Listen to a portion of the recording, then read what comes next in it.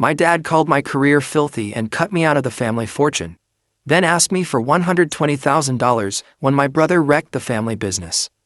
Henry here, everyone. I manage a pet care chain in New York and I'm 30. The employment is secure and pays well. My residence, car, and small sunny workplace allow me to work late into the evening. Someone could believe I'm lucky. A proud, loving family is behind me. But no family. Maybe the one I left exactly a year ago. I recall standing in a huge family gathering and saying, I don't belong here anymore. It wasn't an easy decision. When you're at the edge of quiet and disappointment, you must choose, keep going, or break the pattern. I'm presenting this story not to blame anyone or defend myself, but to remind myself that to genuinely live, you must be willing to lose what you believed was impossible. I left my family on Easter Sunday last year without regret. After many frigid spring showers, the sun shone sufficiently to dry the wet. I drove out of Manhattan early, past folks going to church, quietly glad that our family was finally together again. Being on time has always meant arriving 15 minutes early for me, and this time was no different. When I arrived, the house was full of chatter and laughter. It was more crowded than previous holidays, with relatives from near and far, many of whom I recognized by face, but not by name. Mom mentioned Dad had something significant to announce today, not asking what it was. Mom loved chocolate mousse cake from a Brooklyn alleyway bakery, so I put it on the kitchen counter. I usually brought a bottle of red wine, a box of gourmet pastries, or a bouquet of her favorite flowers home in recent years. These tiny presents didn't change our distance, but I hope they could have maintained a piece of the son I was still striving to be. 20 minutes later, the celebration started normally. Glasses clinking, grilled meat and baked potatoes in the house, and usual chats about real estate, stock prices, and kids' schools. I silently ate and listened at the corner of the table. I didn't join. I didn't need to. About 30 minutes after everyone had settled in, my dad stood up, hoisted his glass of wine and spoke in his booming voice, which he only used for big announcements. Everyone, please quiet down, we have something to share. The place went quiet immediately. He said, Our family has come to a decision. Starting today, all the assets including the company, the shares, and the real estate will be handed over to Matteo. The room went silent. My heart slowed by half a beat. Like everyone expected, the clapping was loud, hurried, and enthusiastic, nearly on cue. My mom spoke next, her eyes beaming like she'd found her life's mission. Matteo's been working at the family company for 5 years now, and he'll be the one to carry on the legacy, to take it to the next level. I sat staring at my water glass after their statement. I felt the glasses chill in my fingertips, but it didn't stop my chest pain. Waves of applause hit my chair like hammers. No one solicited my opinion. Nobody looked at me. No one asked, "What about Henry?" I was there but unnoticed. I was there, but they thought I was out of the story. Though I knew they liked Matteo, I didn't expect this. My younger brother Matteo is 2 years younger. We weren't inseparable as kids, but we never fought. Since my childhood was marked by justice, I thought our parents saw us as equals. Back then, everything was split. 2 birthday cakes, 2 identical candy bags, 2 virtually identical bikes with different colors. Our punishment was always the same when we got in trouble. No one got off easier. After we scribbled on the wall, Mom made us kneel and scrub every pencil mark. No partiality. I thought my family was fair till I was 18. Sitting in the living room on an early September evening. Dad heard I wanted to study veterinary medicine. Veterinary doctor. I studied schools, chose one, and got a partial scholarship. I just needed some cash assistance to start. He might ask about my ambitions, give me advice, or just nod encouragement. Instead, he sat with arms crossed, gaze frigid, like I had said something shameful. I'm not putting a single dime into that career.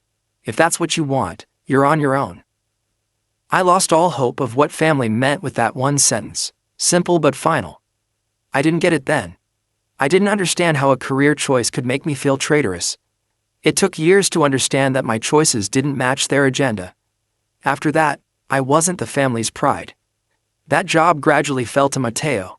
Everything steadily changed after I told my dad I wanted to study veterinary medicine. Through peaceful progressive detachment, not harsh words or disapproval. I became silent over time. Perhaps that was the price you paid for deviating from your plan. Even though we were growing apart, I never left them when they needed me. I still sent Mom Mother's Day roses. When Dad needed a new AC in summer, I helped. I kept coming when the company struggled. I never kept score, so maybe the betrayal hurt so much because it came from the one person I thought would never treat me like an outsider. My daddy. A year ago, he called late one night, his voice low and wavering, like he'd struggled with himself before calling. I'll never forget what he said. The company was in crisis that night. They needed $80,000 to prevent collapse after a significant contract fell through at the last minute. I suggested writing a formal statement to the family or documenting my firm contributions, but he stopped that immediately. He comforted me with one sentence. When your mother and I are gone, you'll still have a share of the company. This is family business after all. At that point, I asked for nothing else. I wired $80,000 to the company account the next morning. My father's quiet comments after a long phone pause were the only contract. When your mother and I are gone, you'll still have a share of the company. This is family business. And I nodded. He stressed family, which I foolishly thought. But now I think I should have requested a signed agreement. Maybe I should have known. Some individuals only value family when they're needed. At Easter last year, when my father announced that Mateo would inherit everything, I didn't stay quiet like I had so many times. My voice was clear and firm. What about me? The question rang out as the wine glasses hovered. Room plunged into awkward silence. Some individuals stared at me as if they realized I'd been there all along. I heard whispers across the room. That's right. What about Henry? He's Mateo's older brother. As tension grew like a fog, my mother intervened with her usual kind manner, trying to make something cruel appear acceptable. Henry, you already have a career, a house, a car. But Mateo, he has nothing. After she finished, I looked her in the eyes. I spoke softly, yet each syllable hit hard like stones. That career. I built it with my own hands. I left home at 18 and figured everything out on my own. I didn't take a single cent from you or Dad. I earned a scholarship, worked through school, and saved every dollar. Meanwhile, you paid for all of Mateo's tuition and covered all his expenses. And now, you hand everything over to him like I never existed. I'm your son too. Before anyone could answer, Mateo spoke smugly. Mom's right. You shouldn't be competing with me. I spun and pointed at him. Shut your mouth. You don't even have the right to speak. Silence filled the room. Then my dad smashed his hand on the table, his voice shrill and each word a slap. That's enough, Henry. Mateo followed the path we laid out. You didn't. If you hadn't chosen those filthy animals, this company would have been yours. I froze. Then I replied, what the hell are you talking about? That's an insult. Do you even realize that it was thanks to those so-called filthy animals that I made the $80,000 that saved your company? And if you look down on my job that much, pay me back. Right now. After I said it, he stood up, red-faced, eyes flashing, and yelled, I'm not giving you a damn cent. I brought you into this world, raised you, fed you, educated you. Do you know how much I spent on you? And now you're out there cleaning up after dogs and cats. You're an embarrassment. The moment he completed that phrase, I was done. I spoke again after nearly 30 seconds, trying to keep my voice steady. If that's how you feel, then we have nothing to do with each other from now on. Don't come looking for me again. I turned away but stopped to say goodbye, not to apologize. Dad, I never asked to be born, so please don't throw your so-called sacrifices in my face to guilt me into following your path. And don't use them as leverage to force me into carrying the weight of this family. After that, I left with my head held high and never looked back. That night I returned to my place before 9. I immediately went to the bathroom. I blast-started the water. It was necessary to wipe away the hatred, injustice, and hurt from that evening. Nearly 20 minutes passed before I left. I felt lighter, and my mind less weighty. But that calm emptiness stayed. I brewed a steaming black coffee to stay awake. As I sat calmly by the window that night, I thought about the day I turned 18, and left home with only an old suitcase, a few pieces of clothing, and the money I'd saved. Despite working part-time, I struggled to afford living expenditures. My parents never asked if I was okay over those years. My first 2 years following graduating were spent in a modest studio apartment. I cut cuts every month to pay school loans. Then something unexpected happened in my 3rd year. A peaceful Sunday afternoon. I had no plans or shifts that day. I had a funny idea. Why not make a pet care video? So I did. I used books and shoeboxes as a tripod, propped up my phone, and spoke like a friend. After finishing, I submitted the video on Facebook and YouTube. I did it for pleasure without expectations. If someone found it, great. If not, no problem. Within 2 days it became viral. Within 48 hours, platforms had nearly 3 million views. I was stunned. I refreshed the page, believing it was a glitch. When the comments and messages started coming in, I realized people needed what I had to say. I made additional vids. My initial thought was to impart knowledge. I got my first $2,000 from ads and sponsorships a month later. I stared at that number on my screen for a long time, surprised, anxious, and wondering if I was dreaming. But the number grew. 9 months later, I had 1 million YouTube subscribers. I had over 2 million followers across all platforms in just 1 year. Then pet care brands reached out. They wanted to collaborate, sponsor videos, and offer me goods to review. I understood this wasn't a hobby anymore. It was something more. Finally, with crowd support, I opened my own pet care store. I named the company Whisker and Paw because I wanted to share kindness and love, something my family never gave me as a child. First location was more successful than expected. Perhaps it was because of the community that had backed me since my earliest films, or because people could sense my sincerity in treating all customers, 2-legged and 4-legged. After a few months, I had to employ more workers, extend hours, and hunt for a second location. The second branch opened a year later. 4 years later, Whisker and Paw had 7 outlets in the city's boroughs, and over 30 full-time and part-time staff. Several have been with me since the beginning. Few months ago, few joined. But everyone is part of my handmade family. I never gloat about my success, especially to my family and relatives. That lesson came from an industry mentor who gave me advice when I was nobody. He mentioned something I still remember. Never flaunt your success. Not even to your parents. Back then I didn't understand. I thought, why not tell your family? Shouldn't they know your positive deeds first? But as I aged, I understood more. Everyone has envy, some more than others. Sharing your achievement doesn't merely garner admiration. An open wallet, they think. You'll be asked to lend money, offer business ideas, or help out since we're family. When you decline, admiration becomes resentment. Resentment. So I kept quiet. I returned home for the holidays. I still brought pastries, gifts, and maybe a beautiful bottle of wine or a thoughtful gift for Mom. However, I never mentioned money, staff, or new projects. They saw me as Henry, the pet sitter. Personally, I preferred it that way. About 6 months after Easter dinner, I didn't text, call, or go home. My parents, Charles and Margaret Walker, were silent too. 0 check-in texts, no unexpected calls. It felt like my disappearance was planned. I wasn't sad. In those early days, waking up without checking for Mom's message was like a weight lifted.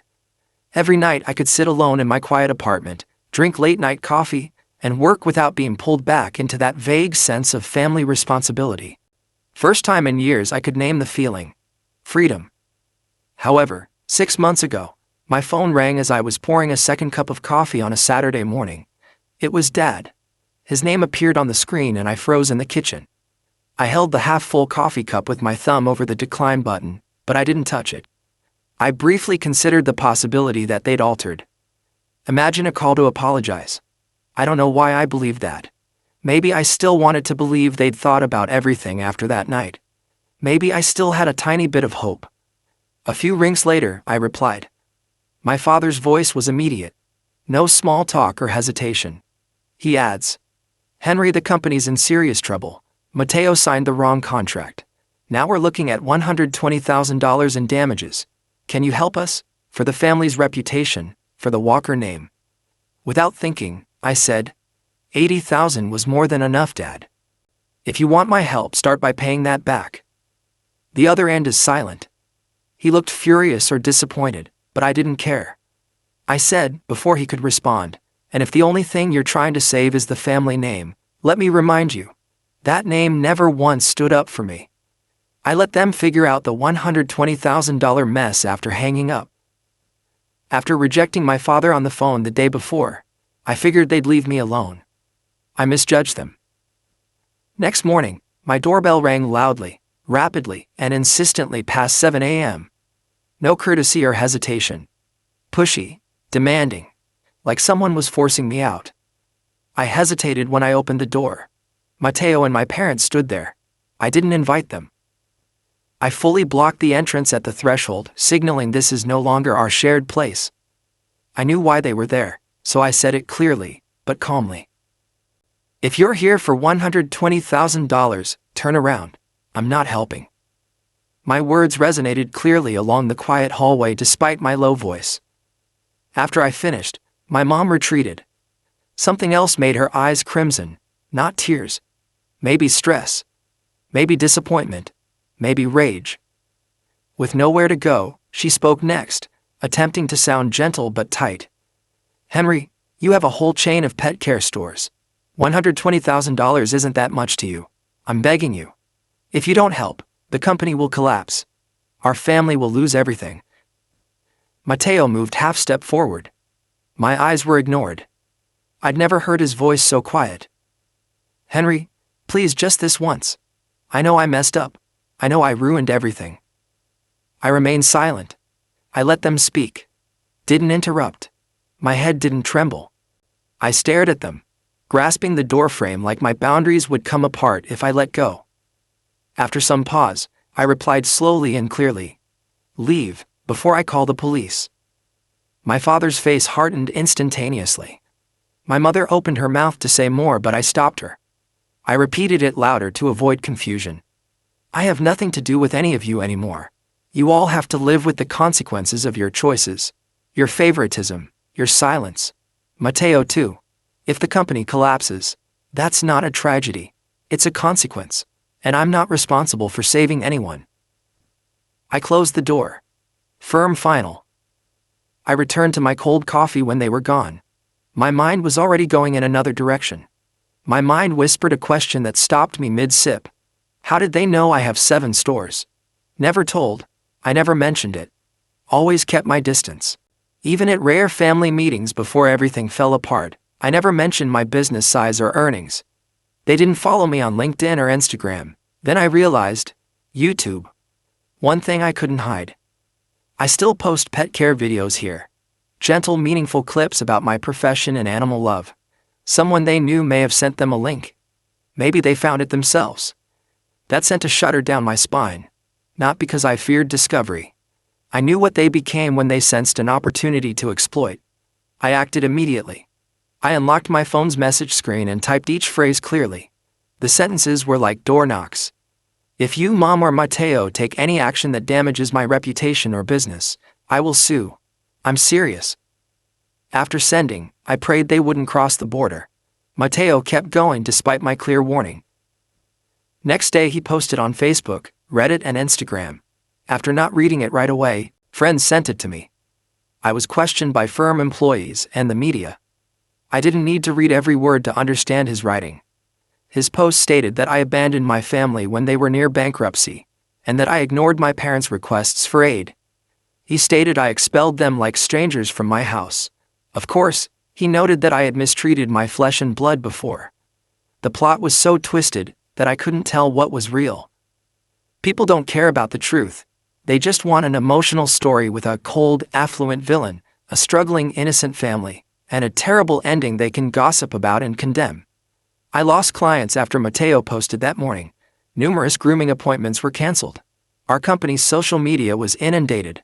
I received hate mail in my inbox, and I risked closing my businesses if I didn't act. That afternoon I saw Brian, my old buddy and attorney. He helped me write my first store lease. I texted him one sentence without calling. I need to see you urgently. Between 2 meetings, Brian fit me in. His workplace was clean, quiet, and bright from a wall of windows when I visited. As I explained everything, he sat behind his desk with his fingers intertwined. He received printed comments, revenue figures illustrating the impact, and a screenshot of Mateo's initial post, which I had saved. After I finished, he looked up, folded his arms, and gave me an unreadable half-smile. Then Brian said, "You just hit the jackpot, Henry." I frowned. I gently asked after a few seconds, "What do you mean?" Brian laughed and leaned his head toward me. "I mean, you've got nothing to worry about. Everything Mateo's done, the post, the damage to your business, and your personal and brand reputation, adds to a solid civil case. And with the amount of evidence you've got, I can tell you right now, you're looking at a pretty big payout." I felt like a weight had been lifted. Brian continued calmly. "Mateo is going to be held accountable for what he's done, legally and financially, and if the court rules fairly, the compensation could exceed everything you've lost." I stopped talking. "Yes," I nodded. I then opened my backpack, laid my prepared paperwork on the table, and told Brian, "Draft the case. I'm giving you full authority to handle this." Brian smiled and offered his hand, not for congratulations, but for a firm start. That afternoon, I signed the power of attorney. There was no warning text, waiting for someone to change, or emotion this time. Going to sue. I felt guilt-free for the first time. Mateo's lawyer contacted Brian weeks after I signed the power of attorney. They wanted settlement talk. Not surprised. Like them, they only arrive at the table from the edge. They only pretend to resolve things gently after losing control. As expected, Brian called me into his office Thursday afternoon. He casually showed me a tiny file and remarked, "Your family wants to propose a deal." Looking at him, I said nothing. Brian opened the file, slid the top page to me and continued. "They want to sell the company. In exchange, they'd like to stay on as internal advisors." I scanned the lines from a seat. Nothing was technically wrong. Nothing was illogical. I only wanted no part of them anymore. I looked up, my voice calm and clear, not sour, like someone done with needless concessions. "Tell them I'm not interested." Brian nodded slightly. Why wasn't asked. I got up, got my coat, and turned to him before leaving. "I'm not buying the company. I'm not hiring relatives as consultants." I hesitated, then added to finish, "I'm not saving a family just to keep being treated like a walking wallet." The trial began 3 months after Mateo uploaded the fraudulent information. Although the Manhattan District Courthouse was close to my flat, I left earlier that morning. I needed a few quiet minutes in the car to breathe, regain my composure, and remember that I was doing the right thing for justice, not anger. I entered the courtroom to find Mateo. He sat next to his lawyer, apprehensive and trying to stay calm. The arrogance and contemptuous attitude he gave me when we argued at home were gone. He gazed down more than up that day. I looked forward to it. Brian was ready. He listed every loss, canceled contracts, store closures, income declines, and employee compensation. Official stamps, receipts, and paperwork supported every claim. Nothing exaggerated. Mateo's team claimed the message was personal, that they didn't expect the effects, and that people misinterpreted. But no one in that courtroom thought nearly 30,000 shares were a misunderstanding. I kept my head down as the judge read the summary judgment. No need to visit Mateo. I listened calmly as the words came out. The defendant, Mateo Walker, is found liable for significant commercial damages and is ordered to compensate the plaintiff, Henry Walker, for direct losses totaling $248,000. Silence followed the verdict. I rose. Mateo wasn't looked at. They weren't there, so I didn't look for their reaction. I left the courtroom after putting a period at the end of a long, odd sentence that didn't need to be written. I triumphed, not to teach anyone but because I stopped slacking. After the litigation, I heard Mateo had to sell the company, once termed the family legacy, and his house to pay me $248,000, not asking for information. I didn't investigate. I didn't question his method. I didn't care anymore. I only needed to know that they ignored my warning. They selected that road, so they paid the price. The next 6 months were peaceful. But 3 days ago, early in the morning, it all came back in a familiar way. It was Saturday. My doorbell rang at 7 a.m., the same time they asked for $120,000. The sky was dismal. After opening the door, I was astonished to see my mother. Her eyes crimson, face sunken, hand grasping her bag strap, like it was the only thing preventing her from breaking apart. First, she was silent. Her voice was tiny and husky as she said, "Your father. He's in the hospital. It's serious this time. The treatment is estimated to cost close to $20,000. I know I was wrong, but please, just this once, help me." Stood still. I wasn't angry then. My pity was absent. Just a sense of emptiness in my chest, one I'd experienced too often when I realized I was in the same circle again. I lingered on her. I whispered, more like an exhalation. "To me, my parents died the day both of you let Mateo destroy my career and said nothing. And I don't give money to the dead." She froze. I didn't weep. No more pleading. Standing there with twitching lips, she seemed to want to say something but couldn't. I didn't delay. I breathed deeply and said clearly, "Ask your heir." I carefully closed the door to let her know it wouldn't open again. Some of you may believe I'm nasty, cold-hearted, or unforgiving by now. If that's what you're thinking, don't judge me right away. In fact, I went to the hospital that afternoon after my mother left. I avoided my father's room. I didn't stand by the window like in the movies. I called the information desk with his name and requested an update. I went there to confirm her truthfulness. Indeed she had. She was right. My father was hospitalized and his treatment cost about $20,000. My documents were in front of me. I nearly took out my credit card. However, my mind immediately returned to Easter 1 year earlier, when they lifted their glasses, publicly handed everything over to Mateo, and implored me to understand. I called a couple people the next morning, still confused from the day before. I checked that my parents owned their house with real estate contacts. It wasn't mortgaged. It wasn't transferred. It's worth about $400,000. They may readily sell such assets to pay medical expenditures. I didn't pay hospital expenses. I wrote my mother one message. "You still have the house. Sell it to pay for Dad's treatment." She didn't reply. She may have hesitated out of attachment, or because that house was always meant for Mateo. Maybe she couldn't believe I wouldn't intervene again. No matter her excuse, I don't care. They decide whether to sell or keep it. I've made my own. I won't return. After everything, I don't expect anything from my family. I still believe in family. Now I know. Family isn't always where you're born. Sometimes you choose to belong. I thought they'd appreciate my effort and sacrifice if I tried hard enough. However, some people only appreciate what you've given when you're done. I don't want this story to anger or sadden anyone. I'm posting it because I think someone is listening. Someone is in my shoes. Expected to carry. Expected comprehension. Only because they did better, are they expected to constantly be strong. I'll say one thing to you. You're not horrible for declining. You are not selfish for refusing repeated abuse. Sometimes kindness needs limits. Sometimes one-sided love must be let go if you're the only one clinging on. Before I finish, I want to ask you, the ones who've stayed and listened to the end. Was I wrong to leave a family that had repeatedly treated me like a backup plan and abandoned me when I had nothing to give? Was I overly harsh for refusing to help someone who had rejected me, especially when I needed them most? Thanks for watching and diving into this wild family drama with me. If you love Reddit family drama, don't forget to subscribe and turn on notifications so you never miss the next one.